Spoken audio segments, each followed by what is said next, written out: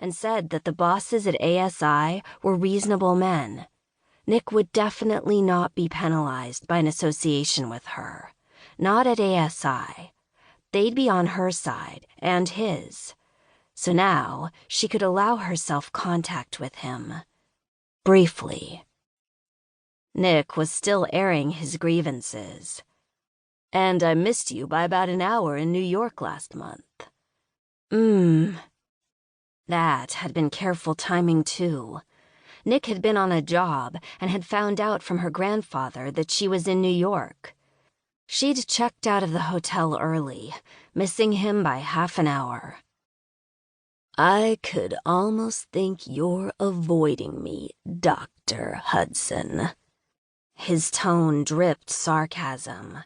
The doctor was overkill, particularly considering the incendiary kiss they'd shared back when Nick was helping to save her beloved grandfather, who'd been kidnapped by a former Russian FSB officer. He'd moved his lips to her ear and breathed, "Kay," and every hair on her body had stood up.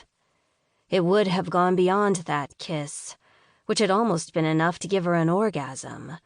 Straight into sex, but she had put a stop to it. Wrong time, wrong place. She'd been worried sick about her grandfather.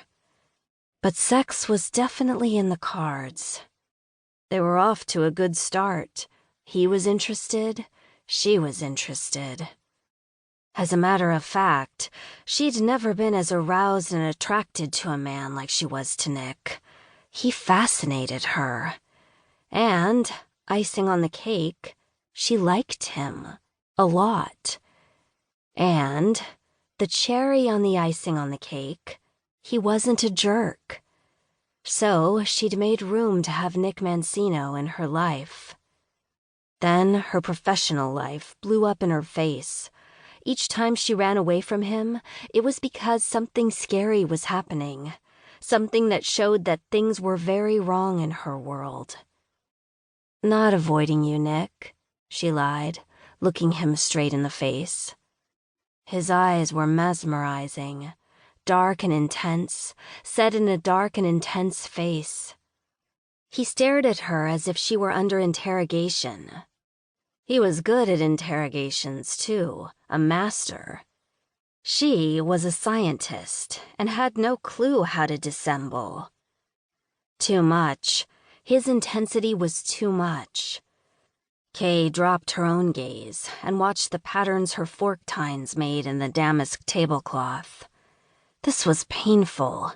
She could actually feel her heart hurting, like someone was crushing it under an immense weight. Nick reached over and placed his hand on hers, stilling it. His hand was fascinating. Dark and calloused and sinewy with strength, nicked with scars. He'd already had 2 careers as a warrior and was starting a 3rd. He was a warrior in every line of his body. He was walking testosterone and oozed it out of every pore, even his hands. Kay was under intense pressure, about to do something that would blow her existence to smithereens. These past weeks, as she'd contemplated steps that would ruin her life, perhaps forever, she'd remained calm. All the permutations of the steps she had to take had been slowly and carefully considered. Her job sometimes required that she hold pipettes of nature's most dangerous creations in her steady hands. In a level 4 biolab, with clumsy, thick rubber gloves, she handled life's worst enemies. Pipettes of Ebola, Marburg, rabies.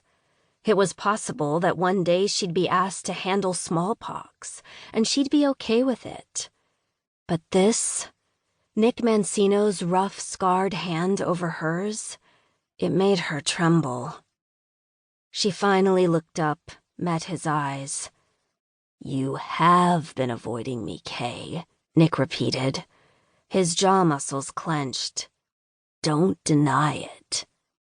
She couldn't deny it anymore, because it was true. There was nothing she could say that wasn't a lie. Nick was a walking lie detector anyway. He could